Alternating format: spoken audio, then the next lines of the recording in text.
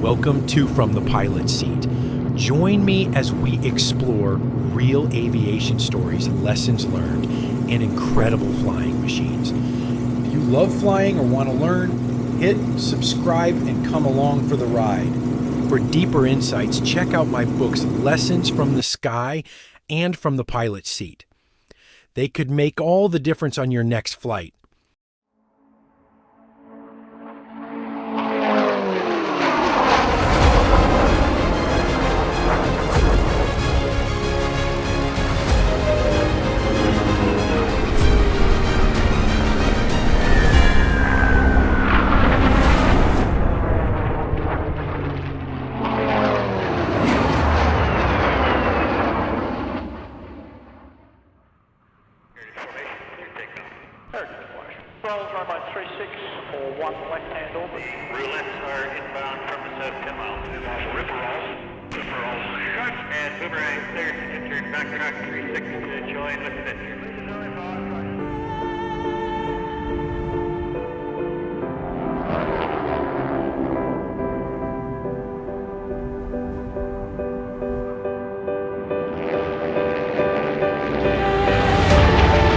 This place is about the people, the aircraft and the exhilaration. It's about connecting to the past and inspiring the next generation. This place is a tribute to the men and women who made Australia the great country that it is today. This is Temora. And this is Warbirds Downunder 2018.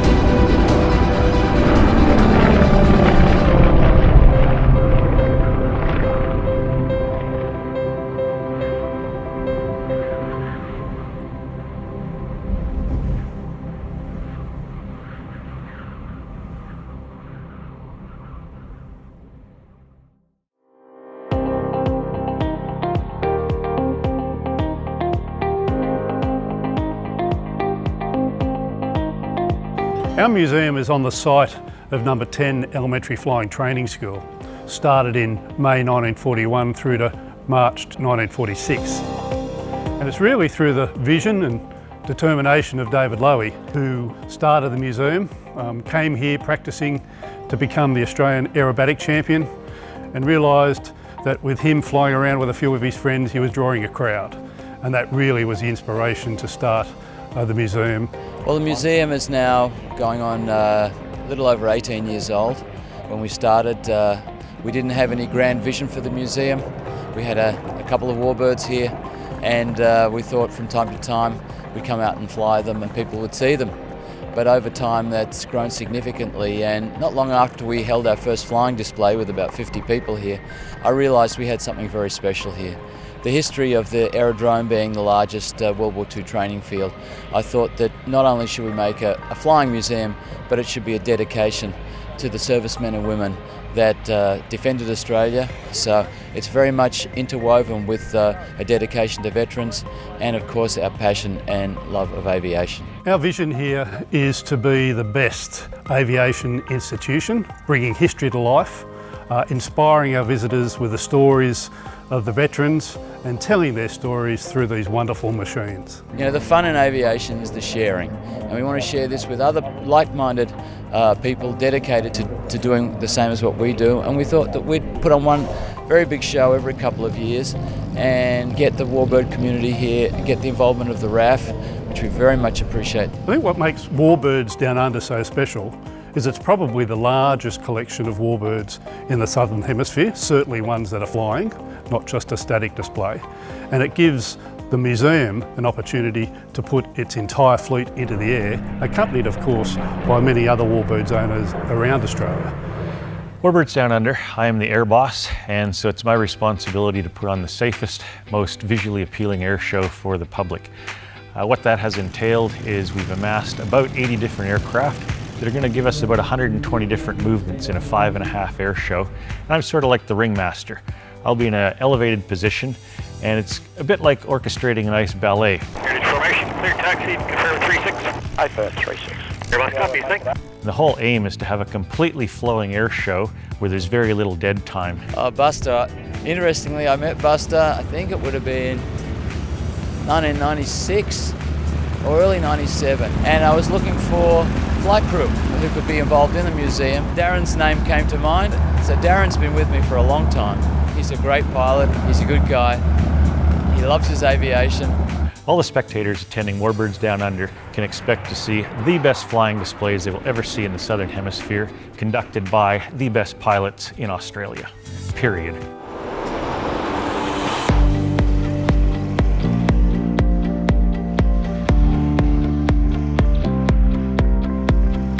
Here at the museum we have 4 engineers, and they are really key to making sure that we keep this unique fleet in the sky. I believe this is probably the most complex aviation engineering task that there is on the planet.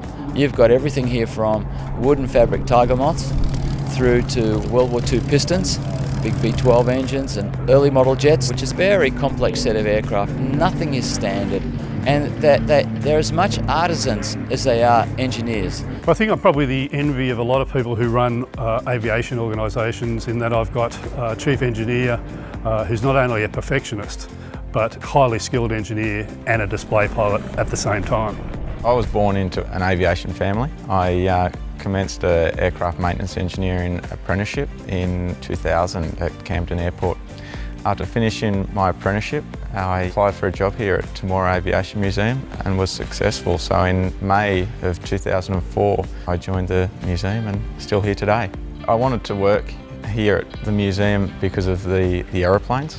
Keeping these historic aircraft flying is something I'm very passionate about.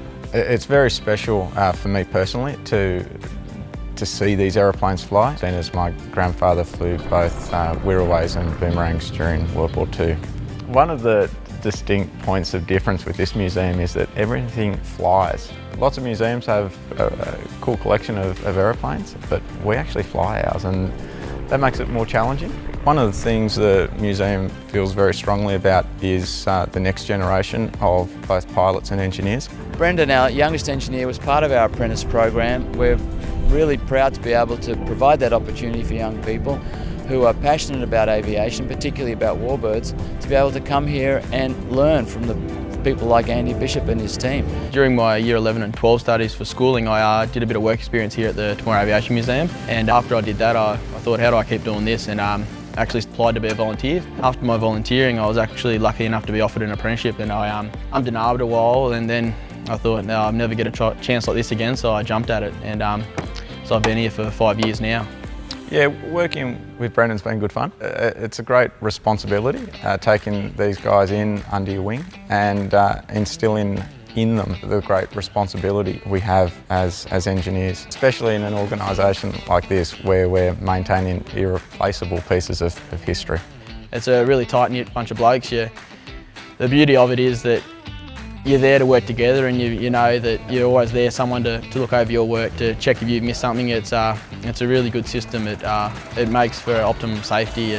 On a day-to-day basis, the role of the engineering team is to keep these aeroplanes flying. That involves many different tasks. Anything from being ground crew for aircraft flying on showcase days, photography shoots, after test flights with the marshallers, with the fire guards. But in the engineering hangar, it can be routine maintenance, things like annual inspections. Every year we have to go through the aircraft, inspect its systems, check functionality of landing gear, to troubleshooting problems that have developed through flying. It can change day to day. It can be a real challenge sometimes, but it's very rewarding at the same time. Come Airshow week, we're starting to get pretty busy. We'll be doing things from servicing aircraft, marshalling aircraft, making sure that they're all ready for their displays on the Friday and Saturday, replenishing any aircraft systems that need replenishing, such as hydraulic fluids, nitrogen systems, oxygen systems for the aircraft. Yeah, we get busy.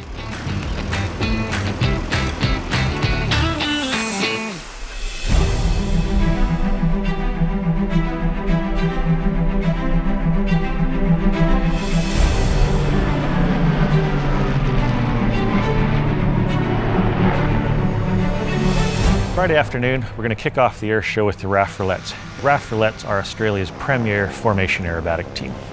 From there, we're going to step the spectator through a logical progression, starting with training style aircraft, then through to the V-12 Pistons of World War II.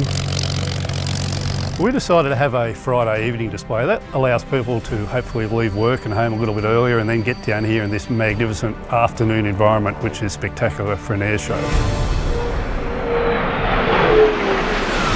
If you've ever been in Temora in the Riverina of an afternoon and looked at the western sky, we're big sky country, big sunsets. Just imagine aircraft silhouetted against that. You'll know why. All stations, Temora Unicom. Are there any aircraft inbound to Temora? And Boomerang cleared to enter backtrack 36 to join with Avenger. Boomerang cleared to taxi. Everyone copied, clear to backtrack 27 and 36. Heritage formation check 1. 2, 3. You are clear to roll.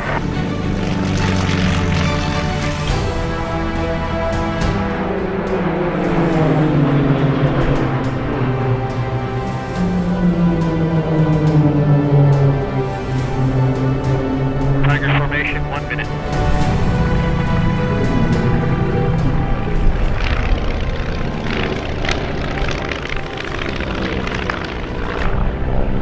Tiger formation, you are cleared in.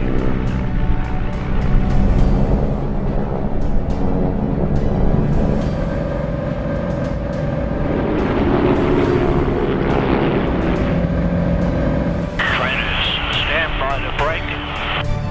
Brake.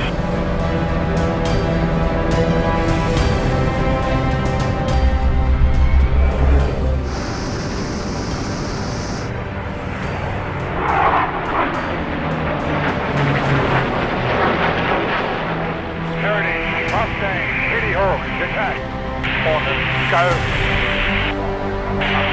Go.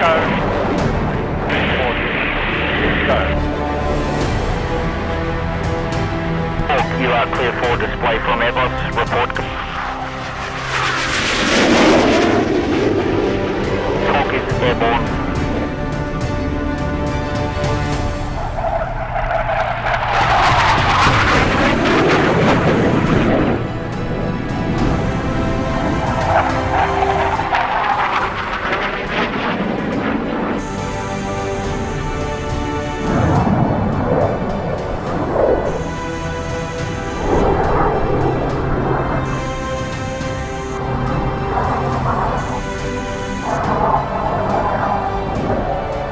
Pacific flight, 3-minute warning.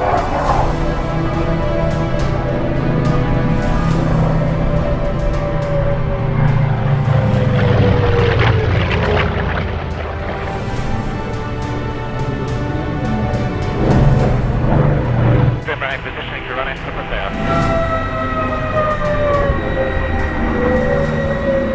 Boomerang will take you out on Echo. Boomerang Echo.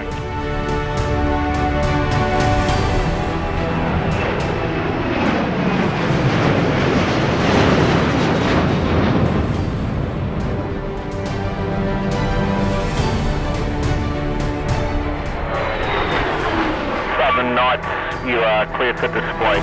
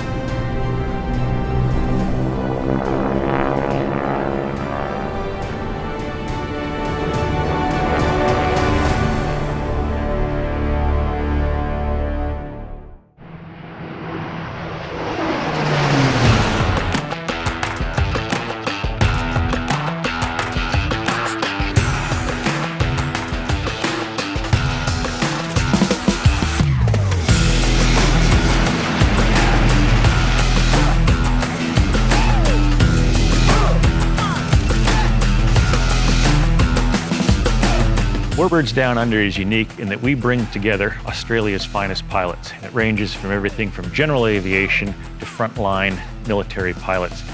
And I really enjoy working with this caliber of crew. They are professional, they're safety-minded, and they all work in a neat, cohesive unit to put together a really top-notch flying display. When I conduct the morning briefs, it is pretty phenomenal to be sitting there with Australia's finest pilots, and I can look around the room. About half the guys I will know, and we recognize the vast experience in aviation that we have combined in that one room. You do have to do an overshoot, probably keep it low until we ascertain what's going on and anticipate most maneuvering will be off. You will never ever be able to group that anywhere else in the world. Well, Saturday morning, the gates open at 8:30. Flying starts at about 11 o'clock, and for about the next 6 hours, I'll be entertained with what a great range of warbirds, everything from early trainers through to Spitfires, through to jets, and of course the roulettes and F-18s from the RAAF. A really spectacular show.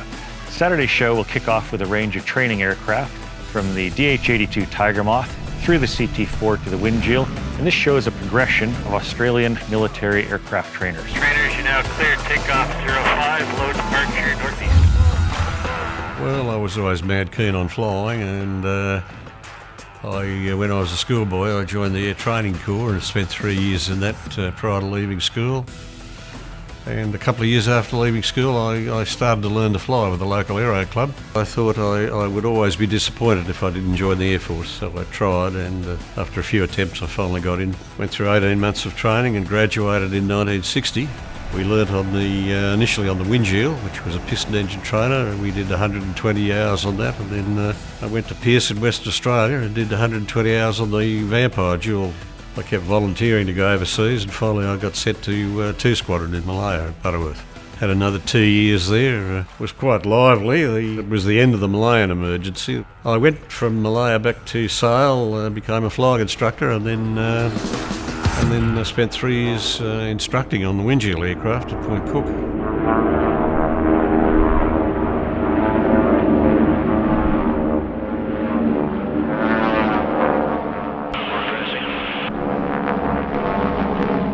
Instructing was interesting. It was the height of the Vietnam War. We had huge pilot courses, and the only accident I had when I was an instructor, I'd only been an instructor for a couple of weeks, and I had this fellow who was a remustered navigator. I don't think I'll use his name, because he mightn't like that, but we landed, I think it was Ballarat or Nil, on a cross country, and there was a very big crosswind blowing.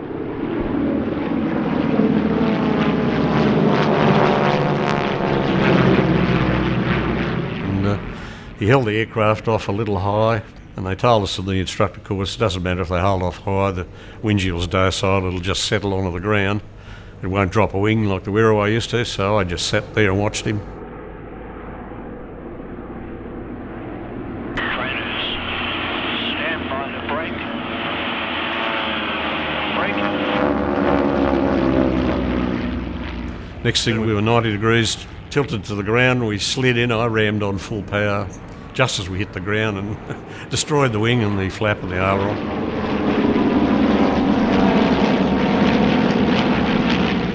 He staggered out of the aeroplane with me, blood pouring down my leg, and went very humbly back to Point Cook as passengers in other aeroplanes. The CFI wrote me up as, he said, well, I'll have to write you up as a slow reaction on the part of the instructor, and I said, well, that's what it was, sir, but I've learnt. And anyhow, the student went on to become the Chief of the Air Force. Well, the Coastal Patrol segment portrays Australia looking after really 1/3 of the Southern Hemisphere. So all the waters from the equator right down to Antarctica, looking for German and Japanese vessels. And it really was probably one of the operations that was not well known, but so vitally important to the security of the nation.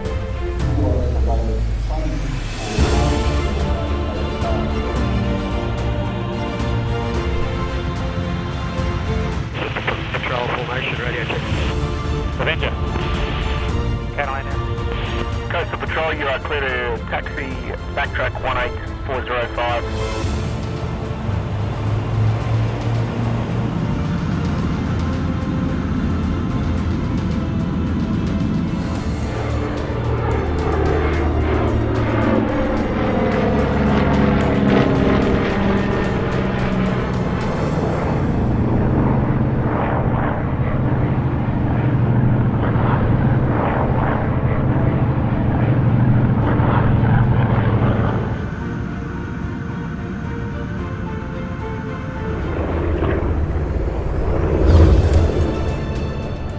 was drafted out as an air gunner. Went on to Hudson's, first of the Hudson's.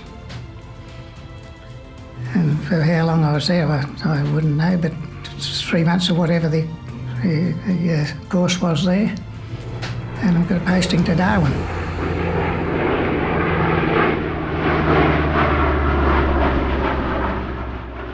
The Hudson's, when we were operational, there was, and a lot of the times the incendiary bombs were stacked in alongside you. You had to throw them out the hand, sort of thing. The three-running was out the belly gun, that you had to wind it down like on a bike chain type of thing. And when you're over the target, you had to tuck out the incendiaries out the bottom end.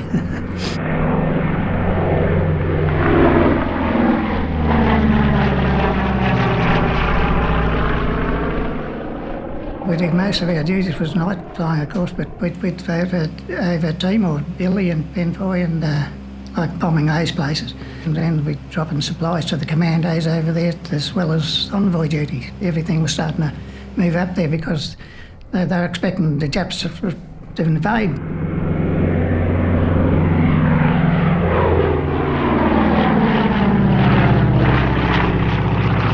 We had a good pilot, a damn good pilot. And we had all the faith in the world in him and good crew. The night of they dropped the bomb, I was on my way from Darwin to Balikpapan. It was all over, which it wasn't because we'd been weeks dropping leaflets around different places. We dropped supplies into prisoner of war camps and we flew a lot of the prisoners home from Changi and Singapore straight to Darwin. Avenger, you are clear in for the display. Hudson is in front of the crowd this time, setting up for 05.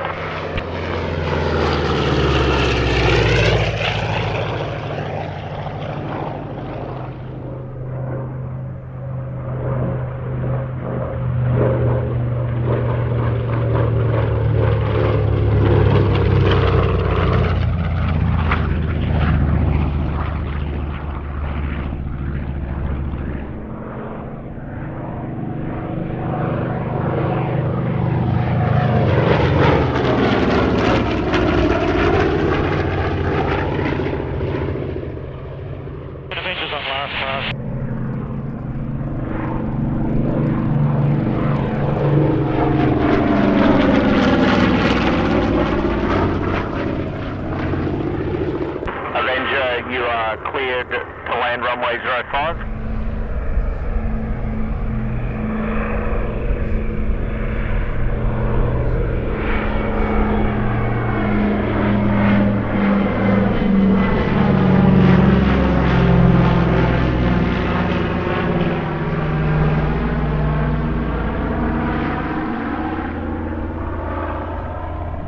Catalina, this is our last pass, and we'll be turning right to join a right base runway 03. Yeah, clear to land runway 05. Affirmative 05, thank you.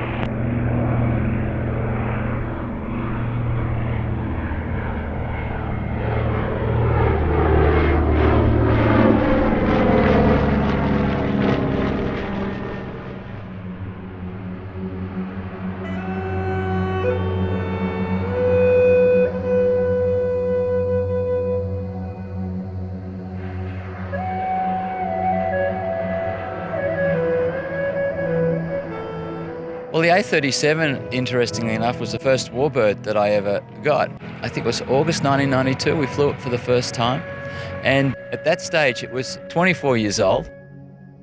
And I must admit, first time I got into it was with some trepidation. Aircraft had been used in active military service. In about 2007, 2008, we discovered during routine servicing a crack in a wing attach fitting. The primary structural member of the wing. So once we found the cracks, we were forced to ground the aircraft. Once the decision was made to restore the aeroplane, it took about 4 years to return it to airworthy. The aircraft received what would be described as a ground-up restoration. When I first came to the museum, the A37 Dragonfly project was in pieces in our restoration hangar. The interior had been removed, the wings had been removed, engines were removed. We fitted bird strike-proof windshield assemblies. We acquired engines out of a Learjet out of the States.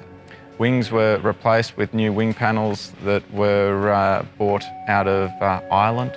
All the hydraulics were overhauled locally. and we fitted the Martin Baker Mark 8 ejection seats. This A37 project took thousands of hours by our engineers. It really was a labour of love. From a CEO's perspective, it certainly was a large budget restoration. But remember, this project was being run at the same time as the engineers were keeping the rest of the fleet operating. So essentially, this A37 is as good as you can get to a brand new aeroplane again. This particular A37 behind me was manufactured in 1967, so it would have been brought into active service about 1968, and it would have seen service through to the end of the Vietnam conflict, about 73 to 75. There were about 250 A37s delivered to the South Vietnamese Air Force, and this is one of 95 that were captured by the North Viet Cong when they pushed down through Saigon. Our engineers, tracing the serial number, have determined that this served with the 516th South Vietnamese Squadron, and it is painted in historically correct colors for that time period. The first test flight is always a bit nerve-wracking as chief engineer. Thankfully, we've got a brilliant pilot in Darren Crabb, in Buster, and we know it's in the safest possible hands. Supposedly, according to my mom, the first words out of my mouth was airplane and not mother and father, so I've always been fascinated with aircraft ever since I can remember. Before coming to Temora, I spent 15 years in the Royal Canadian Air Force as a jet instructor and then later on as an F-18 fighter pilot. Following that, I joined the Royal Australian Air Force and was an F-18 fighter pilot as well. When the day came for the first flight of the A37, it's probably the most nervous I've been at the Aviation Museum. Woke up that morning knowing that today was meant to be that day, and we got there, dailied the aircraft, pushed it out onto the flight line, and we saw the pilot walk out to it, and he strapped in, and we thought, yeah, this is the moment. That moment it lifted off, the gear went away, and he climbed out. It was one of the proudest moments of my experience at the museum. It's a tremendous relief after all those years working on it to see it fly. Yeah, when Buster returns from the first flight and says it's all good, yeah, it's a great feeling. Well, the A37 was the very first Warbird that I flew out here at Temora, and so it does have a special place in my heart. And it's really hard to convey the acceleration that this aircraft has. The two new engines produce 6,000 pounds of thrust. The aircraft only weighs 5,700 pounds, and we put 1,800 pounds of fuel in the wings. So I enjoy what's called about a 0.7 to 1 thrust to weight ratio at takeoff. On my takeoff roll, when I put the power up to 100%, I go from standing start to 90 knots at rotation in about 4.5 seconds. So for Vietnam, the A37 was ideally designed. With the straight wing, it has the ability to loiter at very low speeds behind the lines. But we can go from, say, loitering at about 200 knots to an attack speed of close to 400 knots in roughly 6 to 8 seconds. So when you're called in, you're right there, and what you're doing is getting up to that attack speed, so you're on your attack profile as quickly as you can be, deliver the ordnance, and this very agile aircraft at the time would have been pulling 7.5 G coming off the target, deploying chaff and flare, jinking around to ensure they weren't being tracked by anti-aircraft fire or surface-to-air missiles, and then getting back safe distance behind the lines, and then coming back on the power to save the fuel again for the next attack. The A37 was designed as a close air support aircraft for the Vietnam conflict. With that in mind, the aircraft has a lot of potency. Starts here, what we have is the housing for the 6-barrel 7.62 Gatling gun. These were capable of firing between 4,000 and 6,000 rounds per minute, and they would be used in troop suppression or soft-skin vehicles. So the main design of the A37 was the delivering of ordnance onto the enemy. So in addition to that 7.62 cannon that you saw, each wing has 3 hard points that enabled the mixture of fuel and weapons. What you see here are 2 external fuel tanks, but we could also fit it with general purpose bombs, rocket pods, or napalm, depending on what the battlefield situation required at that time. The engineers have done a very faithful restoration of this cockpit, taking it back to the way it was in 1967. We do have a few modern additions in the terms of some radios and navigational equipment, and as well we have our 2 Martin Baker Mark 8 ejection seats that we talked about earlier. So the modern insurance policy. Otherwise, it's all as it would have been in 1967. The side-by-side layout was very economical for its time. It allowed for a narrow centerline thrust of the engines, but as well the pilot and co-pilot could work in unison, operating the weapons panel, fuel, etc., and each guy could see what the other guy was doing. And as well, you had two sets of eyeballs out here looking left and right for anti-aircraft fire, small arms fire from the bush, or surface to air missiles.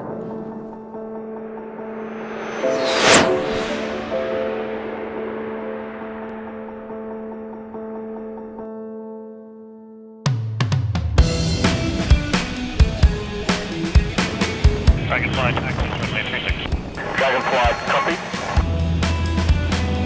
The Vietnam display will showcase a build-up in the battlefield technology through the aircraft. It'll start off with the spotter aircraft, the Cessna 01 and 02. They would be in there looking for troops, marking the targets. They will also then call in the T-28 Trojans for preliminary laydown of weapons, and then this will be followed by the mighty A-37 delivering the close air support with all the ordnance coming on to the enemy. We will also see the Caribou in there that might be in a supportive role, dropping troops or picking up troops in contact with the enemy. And of course, the Vietnam display is very near and dear to my heart. It is special because I do get to participate in that, and I will be the final act in there, also demonstrating close air support techniques, but then finishing off with my regular aerobatic display, showing the agility of the A-37. Caribou check. Trojan check. Trojan 1.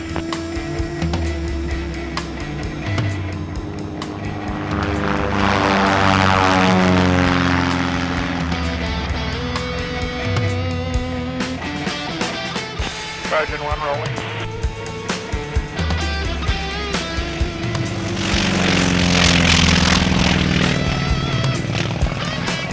Trojan 2 rolling.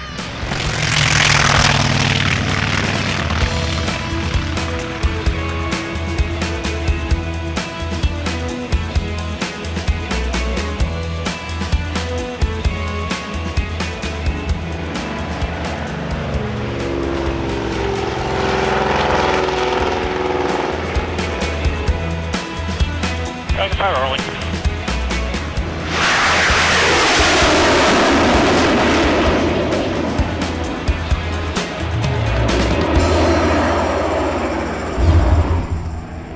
It was pretty normal to do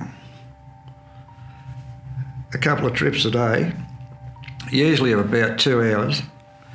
And one of the aims of the Forward Air Controls was to provide aerial reconnaissance of the local areas. So we tried to keep one Forward Air Controller airborne over our area of operations between first and last light. By far and away, the hardest bit of the lot was what they called a troops in contact, and those were always emergency situations where a ground unit had got into some sort of trouble, and the philosophy of the Army, US Army at that time, was they'd strike a contact, they would then pull back from the contact and use all sorts of firepower that they could get. And that was fine, except the North Vietnamese Army and the Viet Cong were awake up to this. And once the Americans made contact, the NVA would not let them break it, and so they kept crowding them in. Quite often, if it was a really bad situation, you could find yourself controlling one set of fighters, briefing another set of fighters, giving BDA for the fighters that left before, and also controlling a battery of artillery all on the same target at the same time. We had 3 radios in the Bird Dog, and they were all going full-time talking to 3 different people. Bird Dog 1, airspace and control of Vietnam is yours. Bird Dog, copy.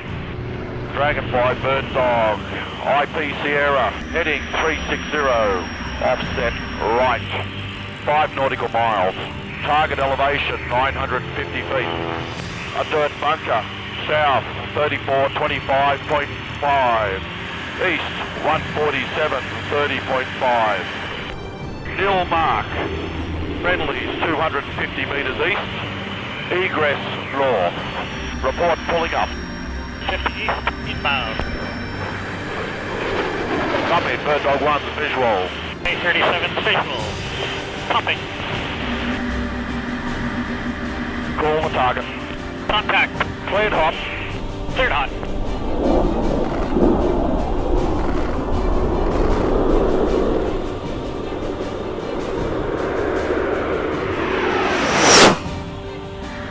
Call off safe. Dragonfly is off safe. Roger, 100 over 100, good job. Bird Dog's egressing low to the west. Dragonfly copy. Dog, clear to land 05, backtrack your discretion, hold short 1836.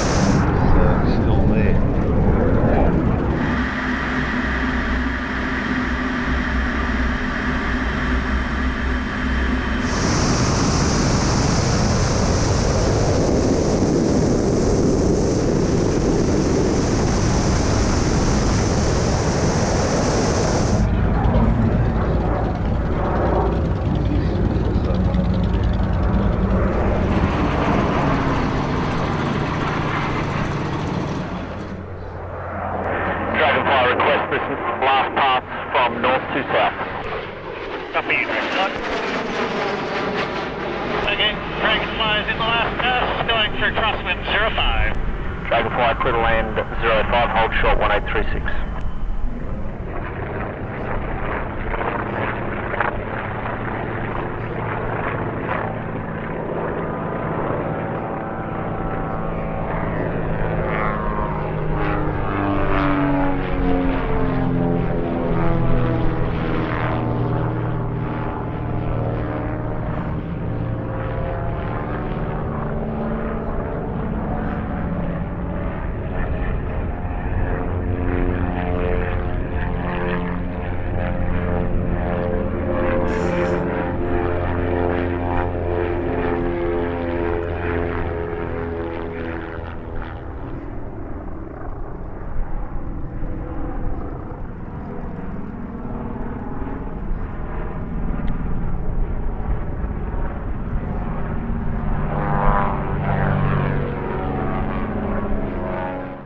O2 doing last pass.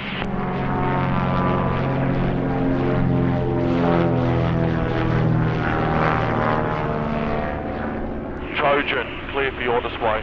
Clear to descend to 2,500. Trojan 2,500.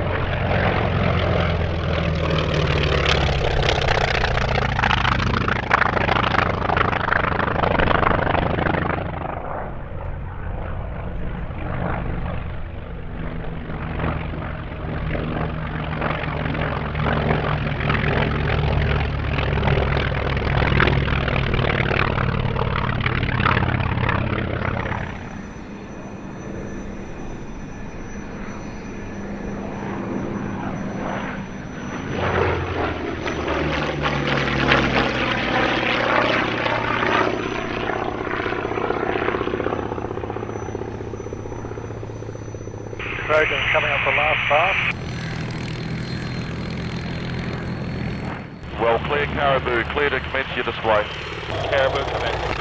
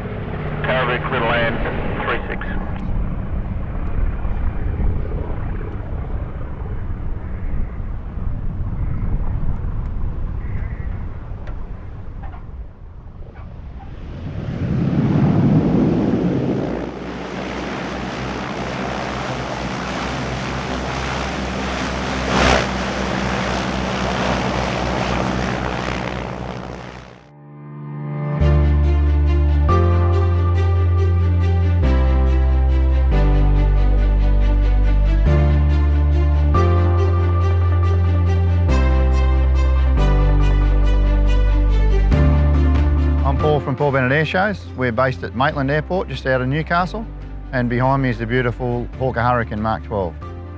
I've always loved flying, to be honest. My father was a pilot, and my grandfather was a pilot, and I guess it's something that I always wanted to do. I was very lucky one day to be asked by a friend of mine who'd recently gone solo in a pit special biplane if I'd like to go for a flight with him and do some aerobatics. That was on a Sunday afternoon, and that Monday morning I was at Royal Newcastle Aero Club trying to get my licence, and it hasn't stopped since. I went on to compete at several aerobatic championships. I won my first one, and it was sort of ironic that I couldn't fly the aeroplane to the competition, but I could fly it at the competition with a restricted licence. So that's sort of how we got going.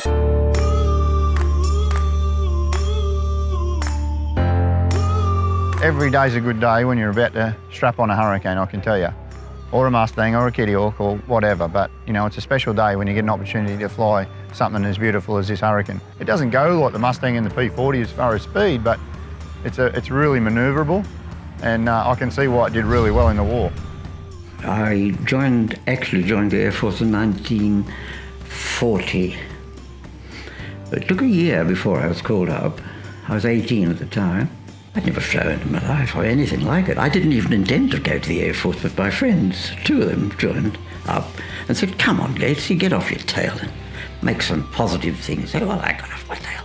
Hurricanes were built from 1937 to 1944. This one's a 42 model. It was built as a fighter. So it was one of the early fighters, powered by a V12 Merlin, and I can see why it was a really good fighter from the war. And once you fly it, you can realise why it won the Battle of Britain.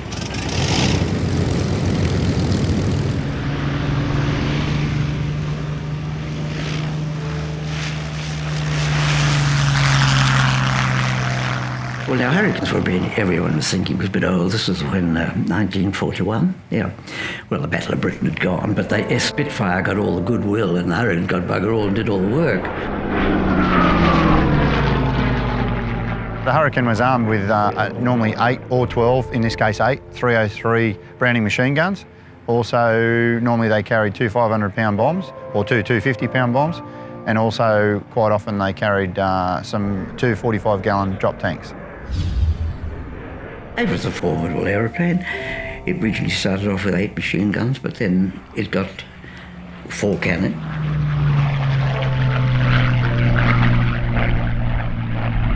It had 40 mils. I flew the one with 40 mils, which was quite an experience, because when you fired and both guns fired at once and the plane went back about 10 yards, I think, you know, boom. And they were very effective against trains, and they could fly very low and they could turn very quickly. It's got really good low-speed characteristics. Can turn tighter by far than all of them. Can do very tight aerobatics.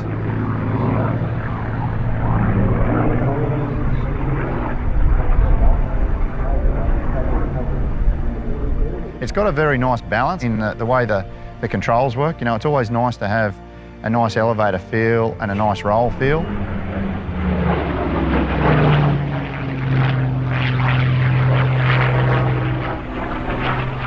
So you come across this train, you say, okay, well, let's have a go. And, you know, you would go down, try and blow up the boilers. That's what your effect was. If your shots got a bit towards the carriages, we really got very upset.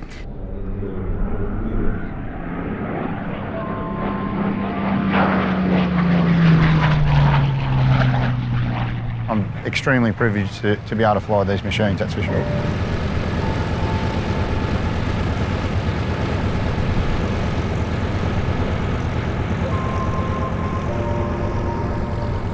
Hurricanes are powered by a 1460 horsepower V12 Merlin engine. This one's got a 3-blade rotol prop. The earlier models had a 2-blader. The combination of the 3-blader and the V12 Merlin gives it a top speed of 295 knots, which for its era was pretty damn cool. The thick wing helps its slow speed characteristics and its really tight turning. Another unique feature of the Hurricane is the fabric covered fuselage.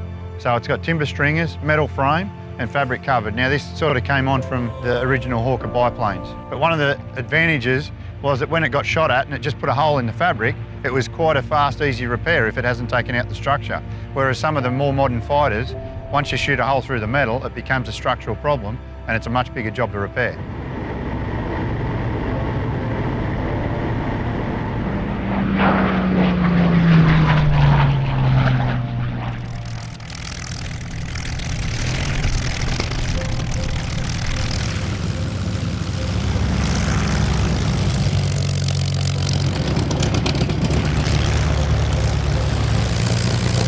Yeah, I think this segment is going to be a crowd favourite because we have Spitfires, Kitty Hawks, Mustangs all taking to the sky at the same time. So this is going to be something that the Australian public have never seen before. Even though I'm a jet guy, I do have a soft spot for the V12. Nothing speaks to people like, say, the sound of a Spitfire or multiple Spitfires and the other aircraft with it. So it'll be like what we call a cacophony of V12s.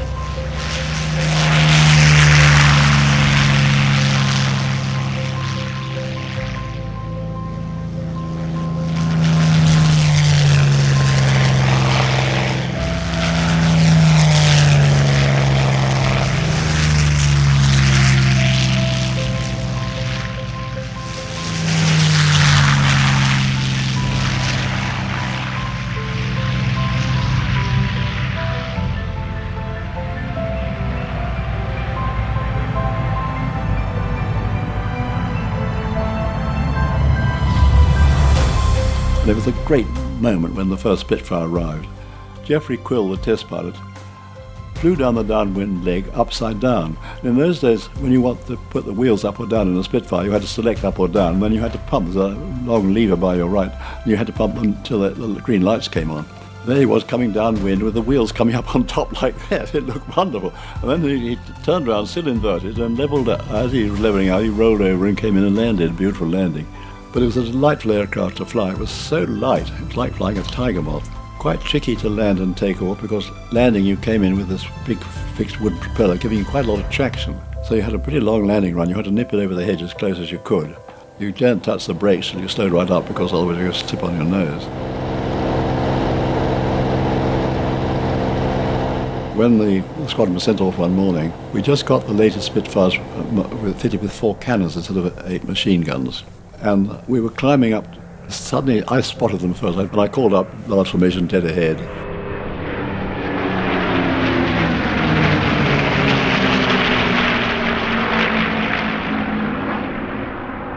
And there were 15 Dornier bombers, the latest mark, and escorted by, there were 3 squadrons of Messerschmitts 109s, and above them a whole lot more of twin-engine, long-range Messerschmitts. And I finished my turn with this huge aeroplane straight ahead of me and well within range. I pressed the firing button. Nothing happened. Not a gun worked on the whole squadron. They were right in the middle of battle. We could have slaughtered them.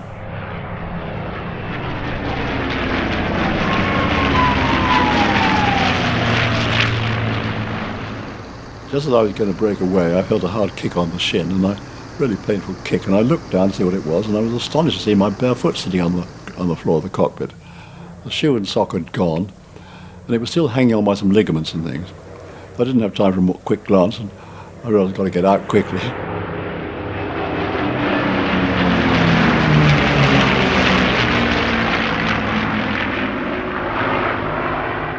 So I bailed out. And when my parachute opened, I was swinging in a huge figure 8, and I had the most marvellous view of Cambridgeshire. I could see 100 miles in all directions. It was a perfectly clear, sunny day. I didn't have long to admire the view, I just realised something funny was happening. I looked down and I saw my blood squirting out great squirts and falling slowly below me in a huge figure 8 that I was swinging in. And I realised I got to do something quickly. And I had my helmet on still with the radio cord hanging down in front of me. And so I put the radio cord around my thigh and tightened it up. And I found by holding my knee right back under my shoulder, I could get my foot wedged under my bottom, which stopped it twisting about, which was painful. And I sailed down, and I was 25 minutes coming down.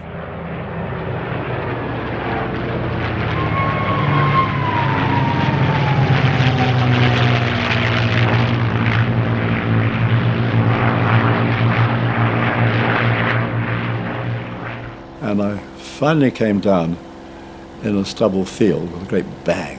When I suddenly saw a youth, about 16 or so, rushing at me with a pitchfork at the charge. It made me absolutely livid. I mean, just to be mistaken for a German in the first place was sick-making enough, but then have this silly ass going to stick a pitchfork into me. I gave a great bellow, piss off and get me an ambulance. He dropped the pitchfork, he went off like a startled hare, and he was still running absolutely flat out when he got to the farm gate.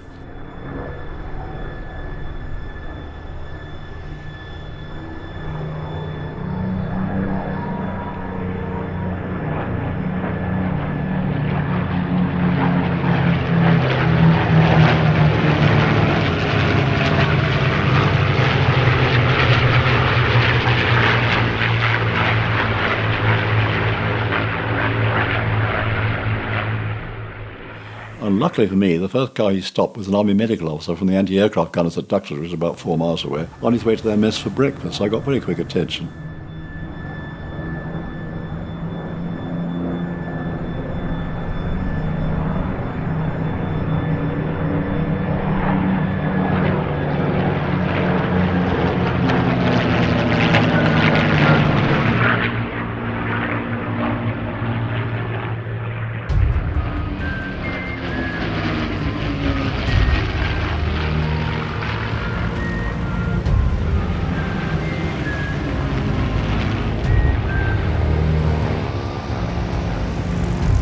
What's inspired me the most, there's two things. First is the veterans. To see the tears in their eyes was incredibly inspiring. The second thing that's really inspired me is when you get the kids here who just love aircraft, love flying. And I can see it in their eyes because I was one of those kids. I wanted to fly from the age of 5. My mother one day bought me this little balsa wood glider that you just slipped together and the wings were held on with a rubber band, and I threw it down the hill of the street we lived in the eastern suburbs of Sydney. There was a summer sea breeze and I would just watch that glider glide all the way down that hill. From that moment, I was hooked. We have a very special relationship with the RAF. They've supported us right from the start. What we have here is part of RAF history, and we're just so grateful that one of the things they do is support us. Temora's mission is always to support and preserve Australian military aviation heritage. By having the RAF here, they now bring that whole modern component to us, and it completely rounds out the entire display from basically World War II right through to the current frontline fighters that we have.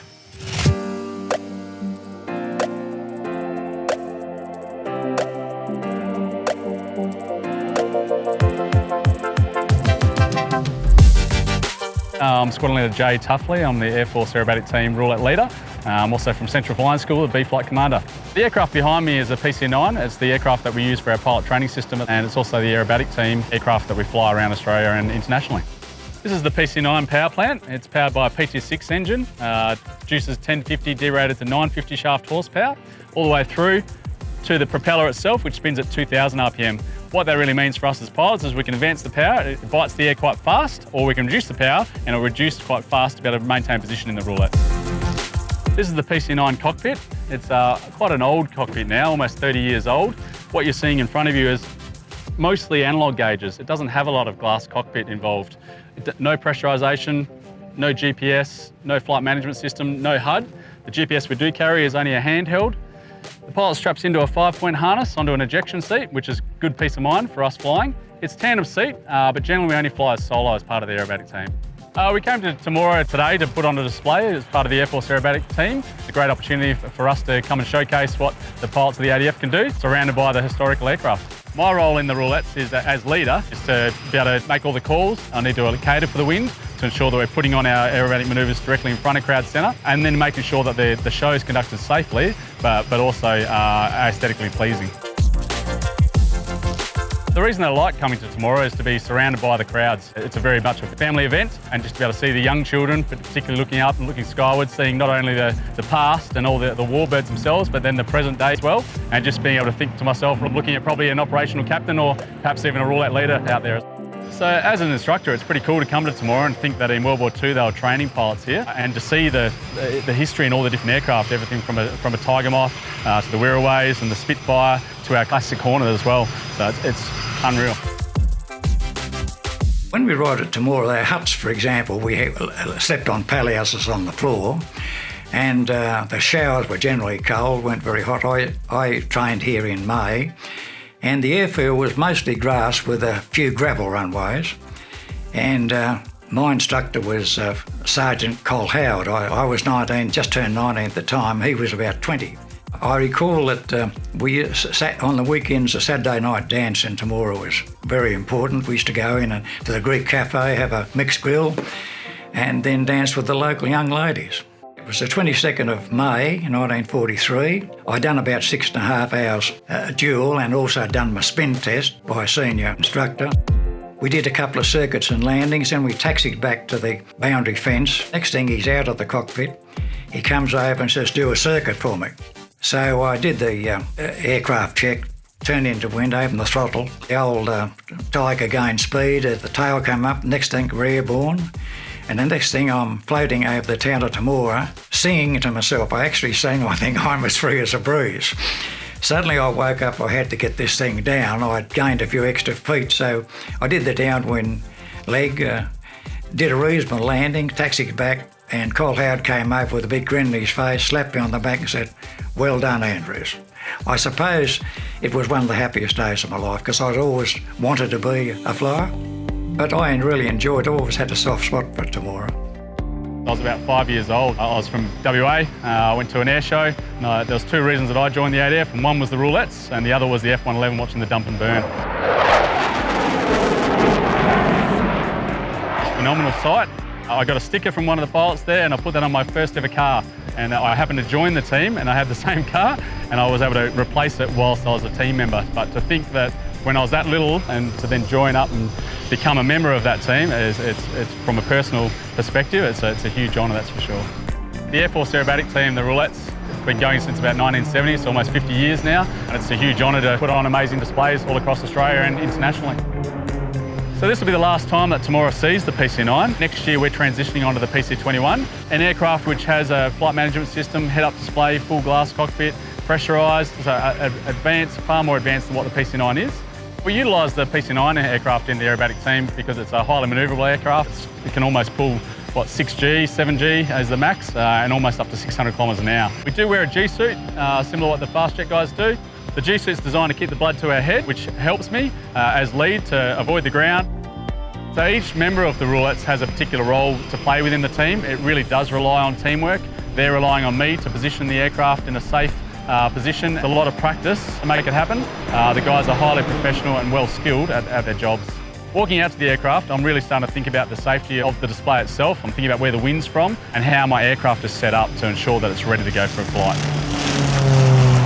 Before the routine take-off, we'll normally go out and make sure the aircraft's good, so I'll roll inverted, make sure the systems are all working correctly. We'll trim the aircraft out, check our smoke as well, and then we'll also get into a bit of a warm-up, just to make sure the hands and feet are moving, the aircraft's performing, and then come in and bomb on target for the display start. The Air Force Aerobatic Team, the roulettes, is named after the roulette wheel, which is one of the primary display manoeuvres that we started way back when, and it's definitely a crowd pleaser at events like today.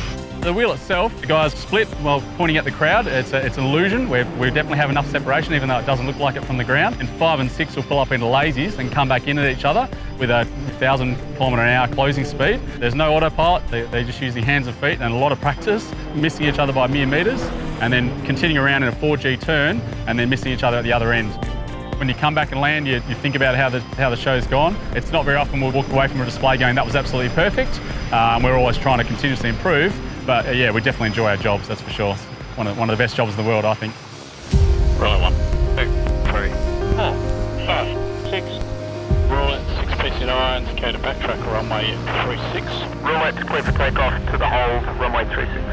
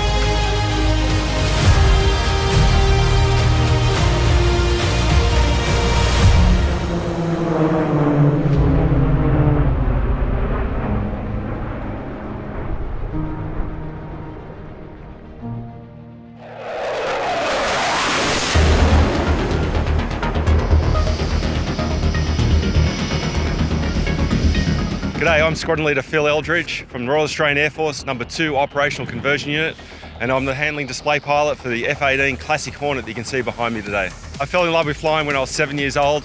I used to ride my bike out to Hoxton Park Airport and watch the aircraft fly around. And my uncle took me to an air show in the early 80s at Richmond, and that's when the first Hornet flew. And I fell in love with military aviation from that point on. So I've been flying this Hornet for about 25 years now. The Classic Hornet, it's a frontline multi-role fighter. It was designed with 2 specific aims, and that was to maintain and gain air superiority in the skies by preventing people from getting through lines or attacking them if we're going forward. Its secondary role is strike, so to strike targets on the sea or on the land in support of the national aims at that time. The F-18's a supersonic fighter. It's not one of the fastest fighters around, but we can certainly get up to Mach 1.5, 1.8 top speed. Down low, we can crank it up to 700 knots. That's supersonic, so we don't do that at air shows and don't break windows and make babies cry. As far as G goes, the jet's capable of up to 7.5 G. Now, I probably spent a lot of the time today well above 6 G and certainly 7.5 for quite a while as well. The aircraft's capable of flying at actually 50 degrees angle of attack, which is really impressive, and maintain full control with the digital flight control system. So its ability to fly very slow is one of the key features of it, and particularly useful in dogfighting. The incredible manoeuvrability of the F-18 really comes down to its flight control services and the flight control design, which was back in the 70s. And they really got it right. We've got massive horizontal stabiliser, we've got vertical stabilisers which are angled out, so at all angles of attack we still have authority. And our wing is a breathing wing, as we call it. It has large trailing edge flaps, and on the leading edge of the aerofoil there are leading edge flaps. They really give us the ability to pull high angle of attack during those dogfighting manoeuvres that you see. But it's not just the flight control services, it's combined with the computers that we have on board. We have 2 flight control computers. We request a manoeuvre. The computers then analyse where we are in flight, the regime we're at the moment, and they move the actual stabs or the verticals or the ailerons or the flaps to give us that response that we're after. And that all happens in an instant, and it's a key part of the ability for our dogfighting agility that we have. The F-18's powered by these 2 General Electric F404 afterburning turbofans. Together they produce a thrust of 32,000 pounds when they're in full afterburner. As we light the burners, these afterburner cans open out, fuel's directly thrown into the back of the engine and basically lit off, and we end up with another 30 or 40% of thrust and a flame coming out the back to about 12 feet. The response of these engines is what's so unique about them. The instant I request it with the throttle movement, within a second or 2 the engines respond and give me all that thrust I need for any manoeuvre I need to carry out. One of the unique aspects of the F-18, you can see here right next to me, is its undercarriage. It's far beefier, far larger than you see on most fighters, and it's designed like that because the aircraft is designed to operate off aircraft carriers, particularly in the United States. We've got the same undercarriage, it's beefy as, it can take a really aggressive landing, hitting it up to 3 G on the deck, and which is great for us when we're training with our students because it makes it kind of forgiving for them when they're lacking a little finesse early in their training. The aircraft carries 10,000 pounds or about 4,000 kilograms of fuel internally. We have external fuel tanks as well, which give us a bit more, and we can fly for up to 3 hours. But the real combat capability comes from our ability to air-to-air refuel, and that's critical. So in our Iraq missions or in a recent conflict over there, we're refueling 7 to 8 times each flight. And we do that off our Royal Australian Air Force KC-30 tankers, which are a fantastic capability we've got based up in Amberley.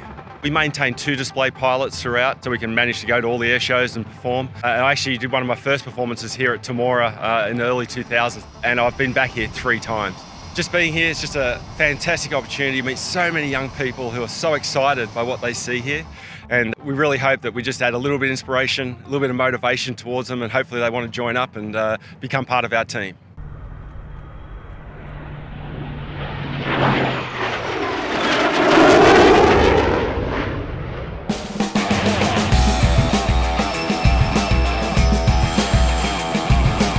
This is going to be a spectacular segment when our Meteor and the F-18 take to the skies together. So you might really want to have your earplugs handy for that one. Just doesn't get much better than that thumping afterburner going through your chest.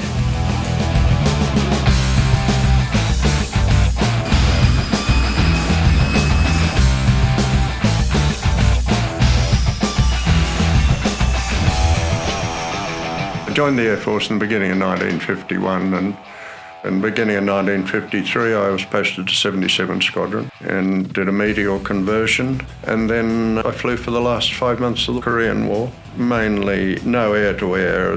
Meteor was out of that role at that stage, and we did strikes on a variety of targets, squadron strikes, 16 aircraft, and a heck of a lot of road reconnaissance where we just patrolled the roads looking for anything moving.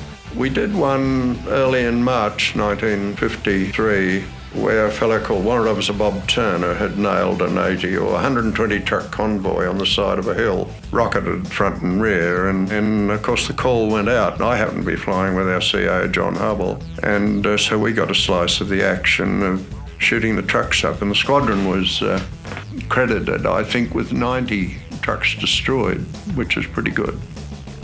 But the interesting thing was that China, well, I assume they were Chinese, had covered the trucks with white sheets. It's snow time still. And the troops themselves had white coveralls on, and they were up the side of the hill above us, shooting at us with rifle fire.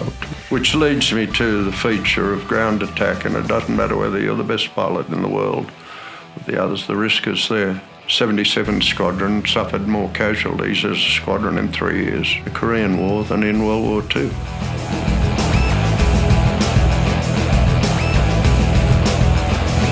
So the display starts with the max afterburner takeoff. I climb at just under 2G.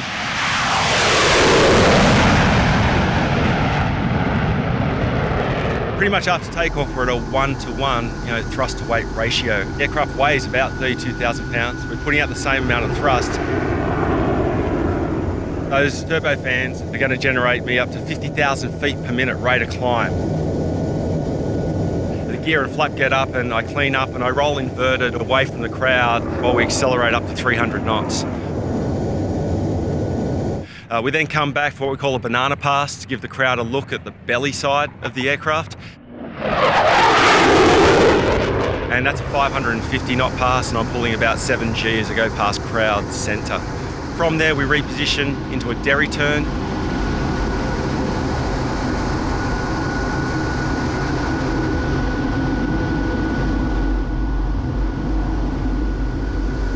And then 2 max rate turns at crowd centre.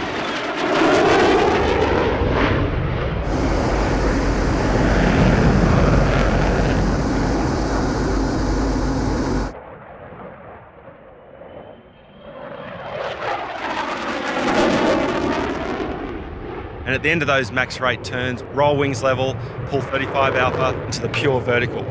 And from there, I literally push the stick full forward, and the jet at negative G just rides on its afterburners and pushes over the top. From there, I've flown into the 25 alpha pass at about 110, 115 knots. And following that pass, we do the crowd favourite, which is the configured pass, where we have the gear down, the flaps down, I put the hook down, my refuelling probe out, and we come by, and it's really a wave to the crowd as we waggle down the runway.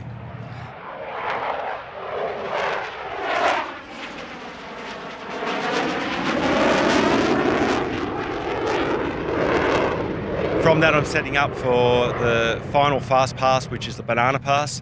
Go out behind the crowd now, and hopefully a bit of a surprise as we come back around.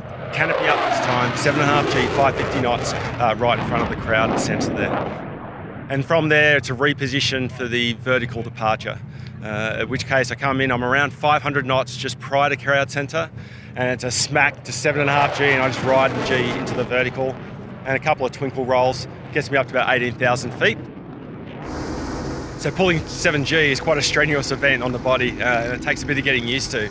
So as the G comes on, literally everything weighs 7 times what it is now. So moving your head, you're moving a 35 kilogram weight around on your shoulders.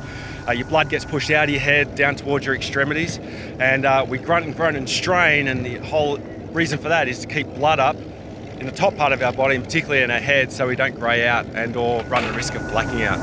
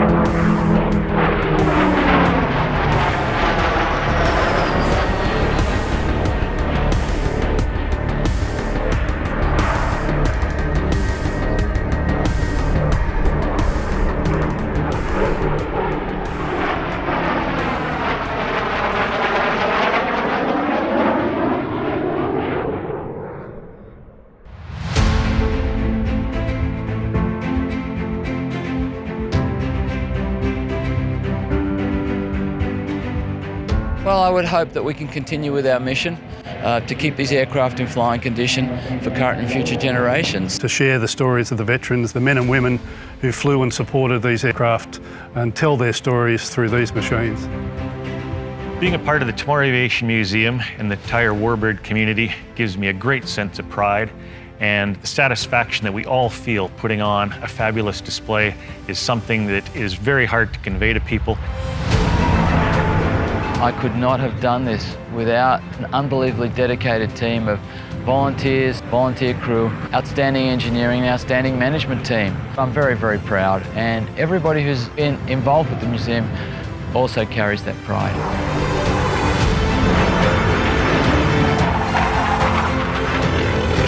After we recover from this event, we start planning straight away for Warbirds Downunder 2020. But you don't have to wait that long because we put on regular flying showcases throughout the year. Just check our website for details.